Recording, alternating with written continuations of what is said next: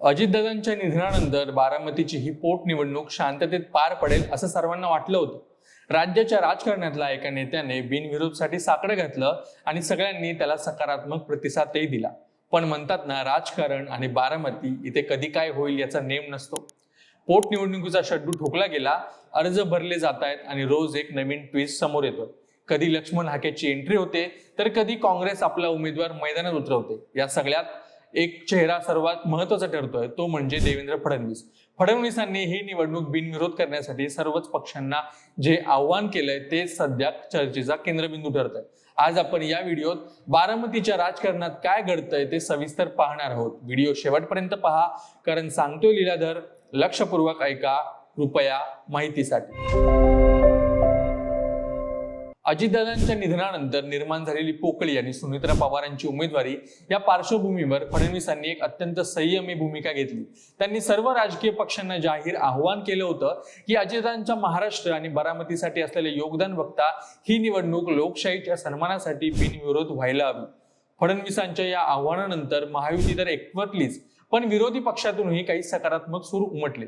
फडणवीसांचा उद्देश स्पष्ट होता की सुनेत्रा पवार यांना बिनविरोध निवडून आणून दादांना एक खरी श्रद्धांजली वाहणे. पण राजकारणात बिनविरोध इतकं सोपं नसतं, हे लवकरच स्पष्ट झालं. निवडणुकीच्या रिंगणात पहिलं पाऊल उचललं ते म्हणजे ओबीसी नेते लक्ष्मण हाके यांनी. हाके यांनी थेट विचारलं, जर प्रत्येक वेळेस मोठ्या नेत्यांच्या निधनानंतर निवडणुका बिनविरोध होणार असतील तर सामान्य कार्यकर्त्यांनी फक्त सतरंजाच उचलायच्या का? हाकेंनी लोकशाही वाचवण्यासाठी निवडणूक लढवण्याची घोषणा केली होती. यामुळे महायुतीच्या गुटात थोडी खळबळ उडाली, पण त्यानंतर तातडीने सूत्र हलली. राष्ट्रवादीचे नेते दत्तात्रय भरणे यांनी हाके यांची भेट घेतली आणि या भेटीनंतर हाकेंनी माघार घेतली. सगळं सुरळीत होत असतानाच काँग्रेसने अचानक आकाश मोरे यांचं नाव जाहीर करून सगळ्यांनाच आश्चर्याचा धक्का दिला. आकाश मोरे हे व्यवसायाने वकील आहेत, पण खरी मजा पुढे आहे. आकाश मोरे म्हणतात की मी निवडणुकीत माघार घ्यायला तयार आहे, पण नंतर मोरे यांनी एक अट ठेवली. अजित पवारांच्या त्या दुर्दैवी विमान अपघात प्रकरणात जर गुन्हा दाखल झाला तरच मी उमेदवारी मागे घेईन. दुसरीकडे सुनेत्रा पवारांनी स्वतः काँग्रेस प्रदेशाध्यक्ष हर्षवर्धन सपकाळ यांना फोन करून पाठिंब्याची विनंती केल्याची चर्चा आहे. ही विनंती म्हणजे सुनेत्रा पवारांचा आपल्या मतदारसंघातील असलेला संपर्क त्यांच्या रणनीतीचा एक भाग मानला जातोय. या निवडणुकीतला सर्वात मोठा ट्विस्ट म्हणजे रोहित पवारांची एक सोशल मीडिया पोस्ट. रोहित पवारांनी थेट आव्हान केलंय की ही निवडणूक बिनविरोध व्हायला हवी. इतकंच नाही तर ते पुढे असंही म्हणालेत की जर निवडणूक झाली तर बारामतीच्या जनतेने सुनेत्रा काकांना सपोर्ट करावा. याचा अर्थ असा होतो की शरद पवार गट सुद्धा या निवडणुकीत दादांच्या कुटुंबाच्या बाजूने उभा राहू शकतो. आता प्रश्न उरतो की काँग्रेस कोणाच्या जीवावर आपला उमेदवार मैदानात उतरवत आहे. महाविकास आघाडीत यावरूनही बिघाडी होण्याची शक्यता आहे की काँग्रेस केवळ आपलं अस्तित्व दाखवण्यासाठी हे करतंय, हे पाहणं रंजक ठरेल. काँग्रेसने उमेदवार जाहीर केल्यामुळे बिनविरोधची शक्यता आता धुसर झाली. तरी बारामतीत अजित पवार गटाचा उत्साह तसूभरही कमी झालेला नाहीये. नुकताच बारामतीत राष्ट्रवादी काँग्रेसचा अजित पवार गटाचा एक भव्य मेळावा पार पडला. या मेळाव्यातील एक वातावरण पाहता असं वाटतं की संपूर्ण बारामती सुनेत्रा काकींच्या पाठीशी उभी आहे.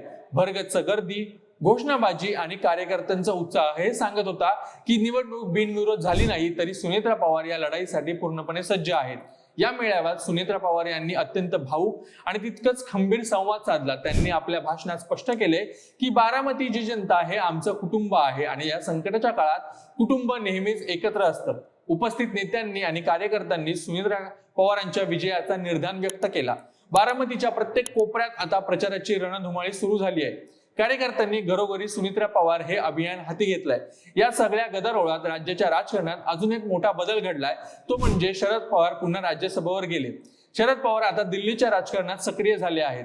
रोहित पवार यांनी सुनेत्रा पवारांना दिलेल्या समर्थनानंतर आता शरद पवारांच्या या नव्या भूमिकेनंतर बारामतीची जनता आता संभ्रमात नाही तर एका वेगळ्याच विचारात आहे की शरद पवार गट आणि अजित पवार गट यांच्यातील ही अघोषित युती बारामतीच्या पुन्हा एकदा एकसंध ठेवणार की काँग्रेसच्या उमेदवारीमुळे पुन्हा एकदा मतांचे विभाजन होणार, हे पाहणं रंजक ठरेल. शरद पवारांच्या राज्यसभेवर निवडीमुळे बारामतीतील सहानुभूतीची लाट आता सुनेत्रा पवारांच्या बाजूने नक्की जोमेने फिरेल असा अंदाज राजकीय विश्लेषक वर्तवत आहेत. त्यामुळे आता ही लढाई फक्त एका जागेची उरली नसून ती बारामतीच्या अस्मितेची आणि अजितदादांना दिलेल्या शब्दांची आहे. 9 एप्रिलला नेमकं किती अर्ज मागे घेतले जातात यावर बारामतीचं भवितव्य अवलंबून असणार आहे. 9 एप्रिल ही तारीख बारामतीसाठी अत्यंत महत्वाची आहे. जर 9 एप्रिल पर्यंत कोणी अर्ज मागे घेतले नाहीत तर मग रीतसर निवडणूक होणार आणि सुनेत्रा पवारांना मैदानात उतरून लढावं लागणार. देवेंद्र फडणवीसांनी पेरलेलं बिनविरोधचं रोपटं फळाला येणार की काँग्रेसच्या अटींमुळे बारामतीत पुन्हा एकदा ईव्हीएमचा आवाज घुमणार हे काळच सांगेल. तुम्हाला हा व्हिडिओ कसा वाटला, तुम्हाला या निवडणुकीबद्दल काय वाटतं हे आम्हाला कमेंट्स बॉक्समध्ये सांगा आणि काँग्रेसने आपला उमेदवार मागे घ्यावा का हे सुद्धा आम्हाला कमेंट्स बॉक्समध्ये सांगा. आणि अशाच व्हिडिओसाठी अभिजात मराठी विशेषला नक्की फॉलो करा.